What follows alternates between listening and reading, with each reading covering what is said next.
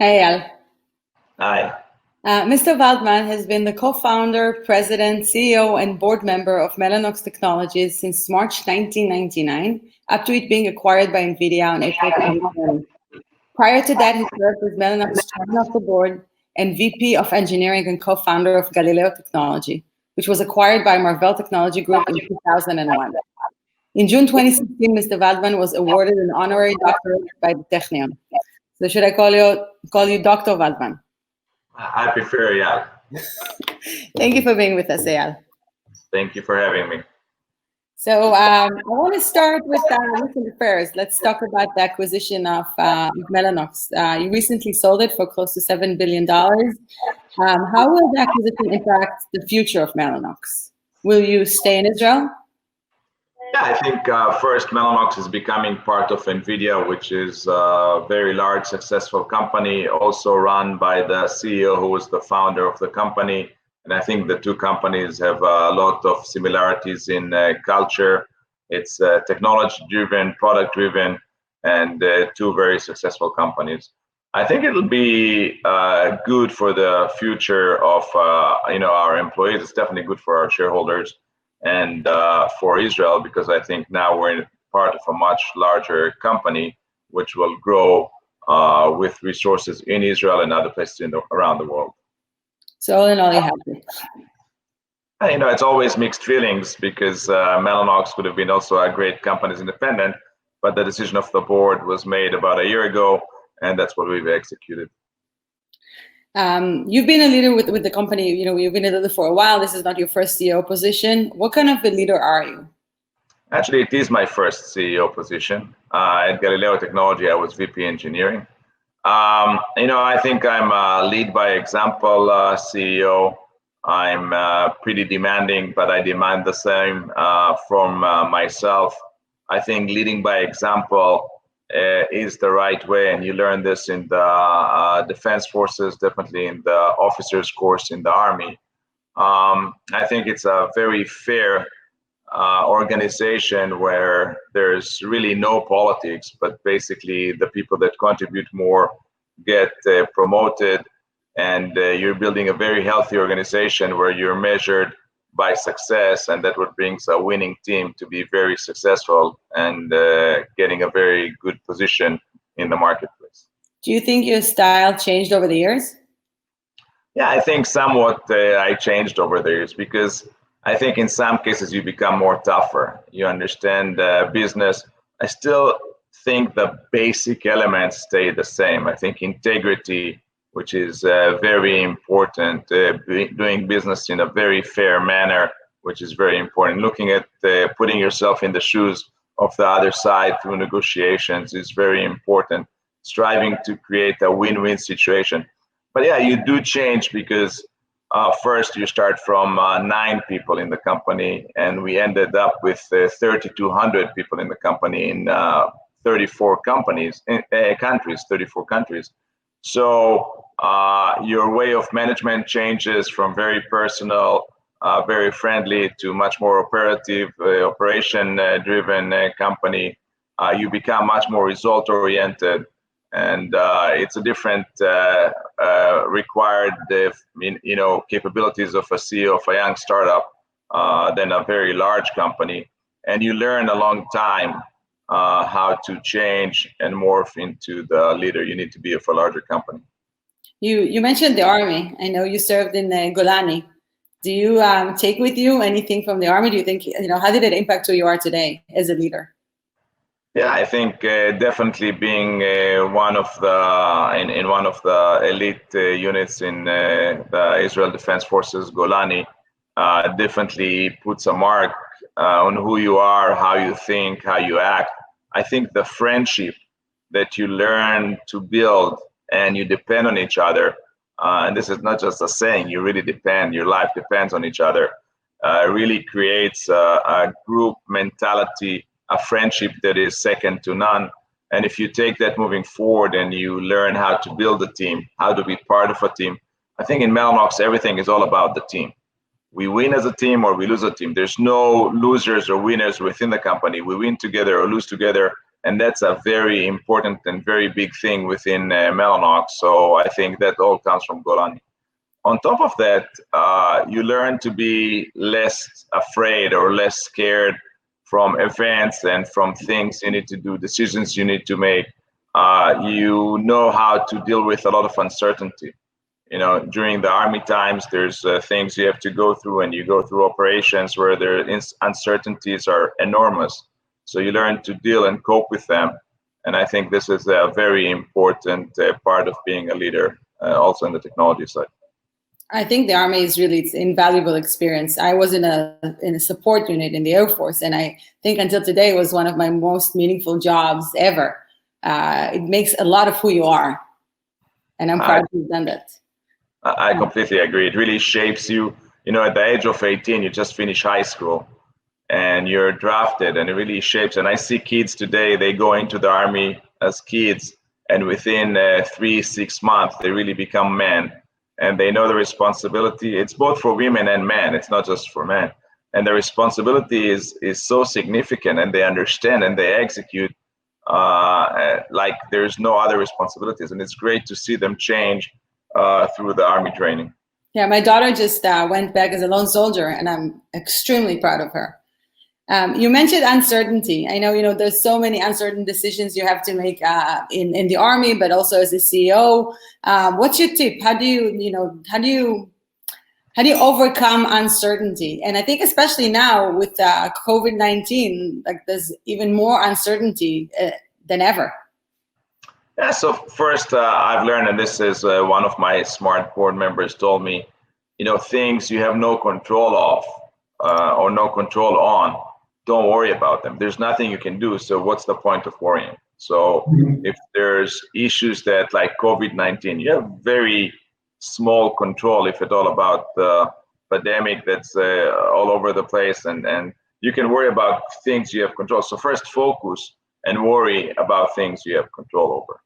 Second, when there is uncertainty, try to leave it at your level and not take it down to the people that report to you. Most people work more efficient and are more productive when there's less uncertainty in their life, in their operations. So try to leave the uncertainty at your level and don't take it down. And what I used to do is just do a lot of what if scenarios. So that's also something you learn in the Army. You do a what if this happens scenario, what if this happens scenario. You decide according what is the best path for you, and you just focus on execution with less fear, and understanding that when you reach, and sometimes you put milestones to check yourself and check the results of where you get to, but just execution makes you work and the whole team make progress. And you can always change the direction you take, but you always need to have a direction that you go. Sometimes I see people that in uncertainty times make no decisions, just wait. And that's the wrong thing to do. Always have a direction, always make decisions, and lead the team to where you think we should go. What about regret? Do you regret making like a decision that later turned out to be wrong? I'm not sure regret is the right word. And you never know what would have happened if you took the other direction. So, you're always at a fork. You can go left or right. You've decided to go left. You never know what would have happened if you went right. So, people ask whether your decisions are very successful. Well, I think Mellanox was a very successful company. So the decisions we've made are probably more successful than less successful in the past. There are very few things that I regret I've done. Most of the things I'm very proud of. Give me an example of something you regret. In some cases when it's more on a personal basis, when some cases where I think I could have treated people with more patience. Those are sometimes things I regret, but you have very short time to deal with things, and you're under a lot of things, and many things are occurring while things are happening. So and sometimes you need to be pretty short, very decisive, and to the point, and make decisions and drive the company forward. I read something else you mentioned about being a CEO and about leadership, other than the pressure, is the loneliness, and because this is actually you don't have anyone in your level. Do you still feel that, or was it an old article? Yeah, I think every leader, every CEO or leader that's in a leading position is in a lonely position. You have your staff that you can work, you can talk to, but basically you need to make the decisions. You have the board you can talk to, but again, you don't want to scare the board or scare your staff in things. You need to make decisions. So you find yourself many times people looking at you or looking up to you to make the decisions, and then you're really alone. You need to make the decisions. You need to make the right decisions so you don't regret them in the future. And that's when you feel alone. There's always people around you, but eventually you're the guy that will make the decision. You're the guy that will make the mistake or be successful in what you do. So yeah, it's a pretty lonely place. How do you overcome that? You learn to live with it. It's like I don't think you can change that. You cannot share the responsibility, or you cannot move the responsibility to someone else.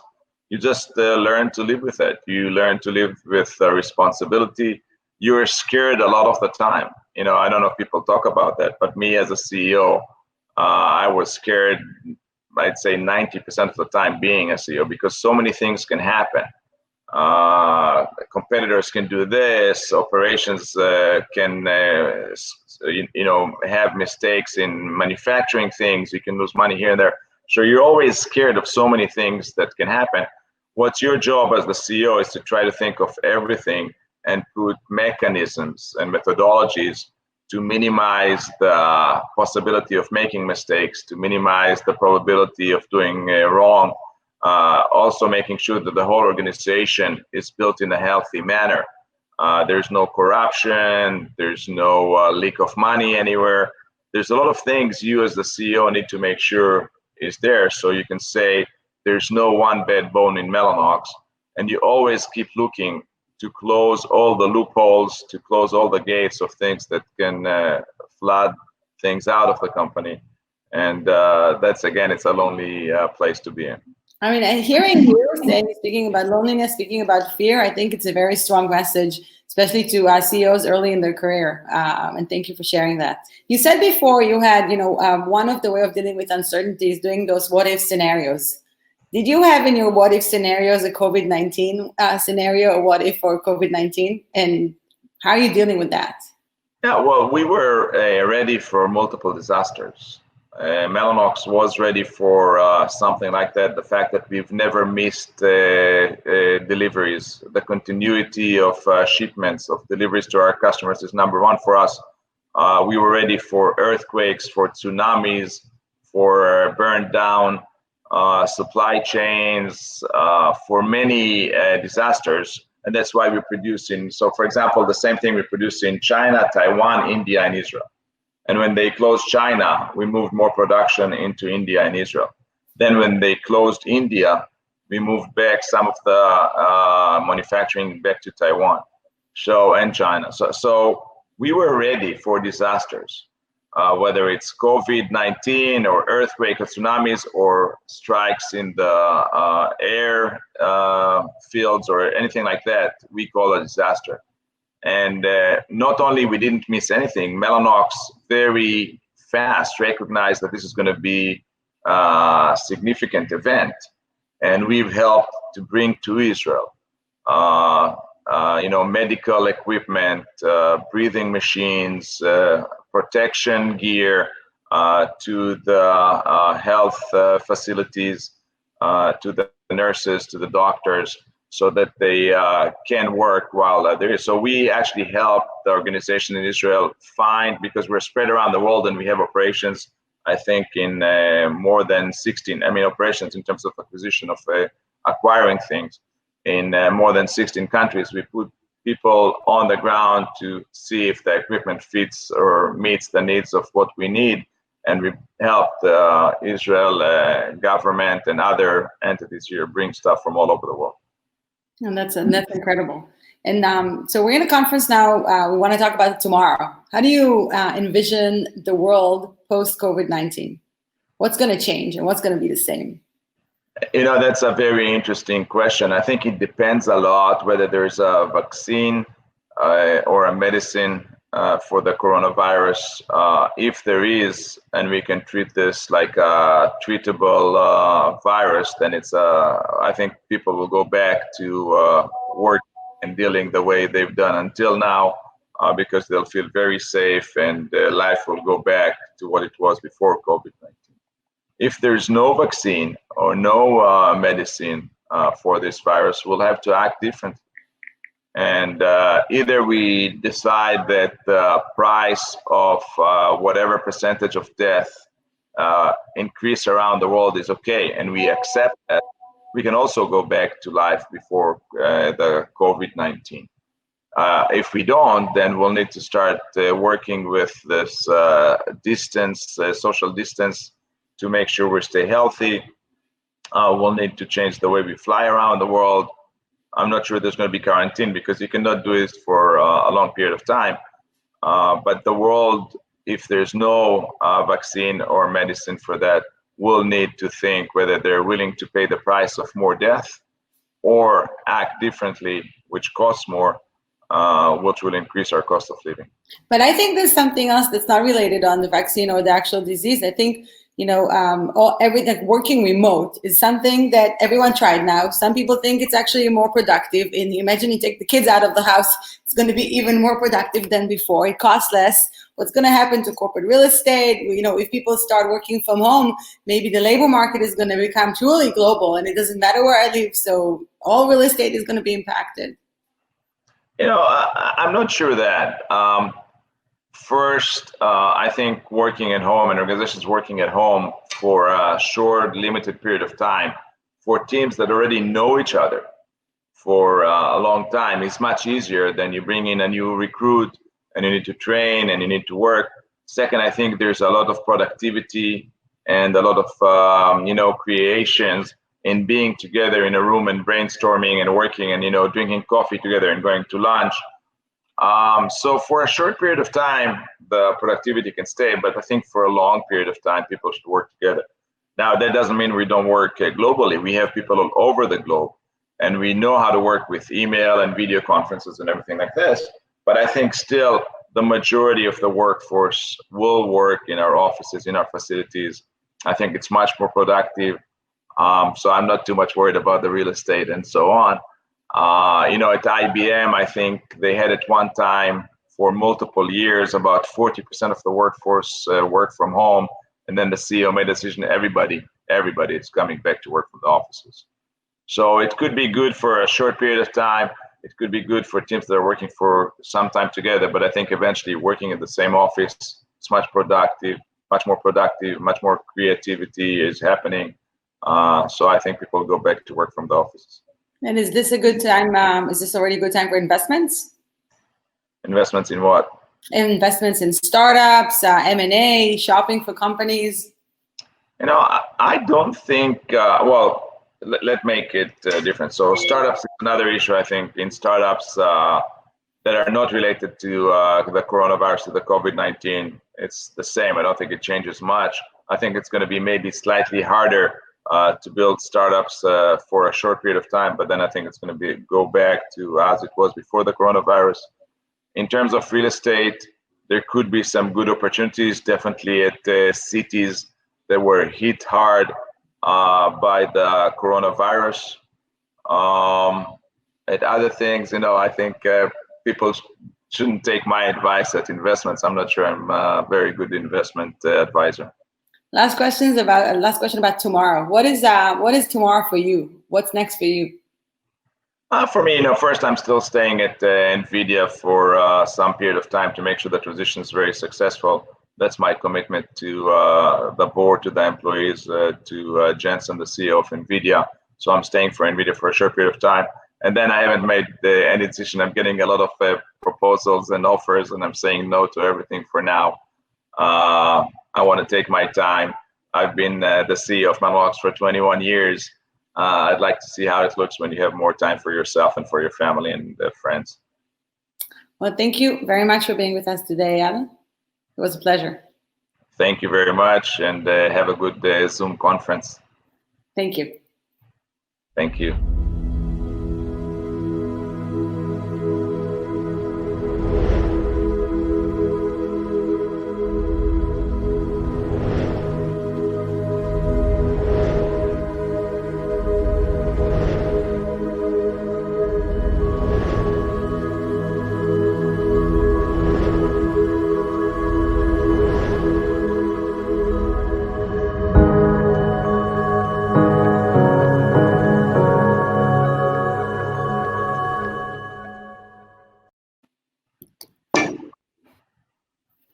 אוקיי.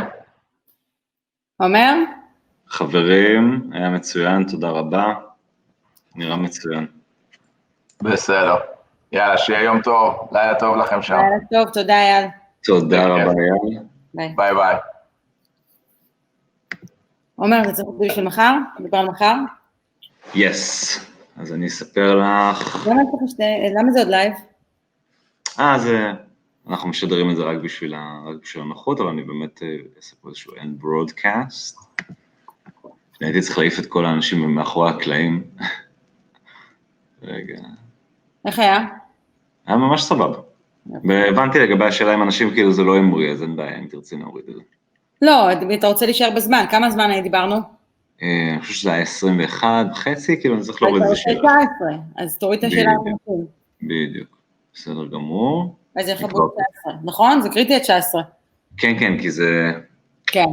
אז מה שקורה בעצם סתם מבחינת השידור, כאילו יש את הטקס פתיחה, הוא מסתיים בדיוק בשעה 8, כן.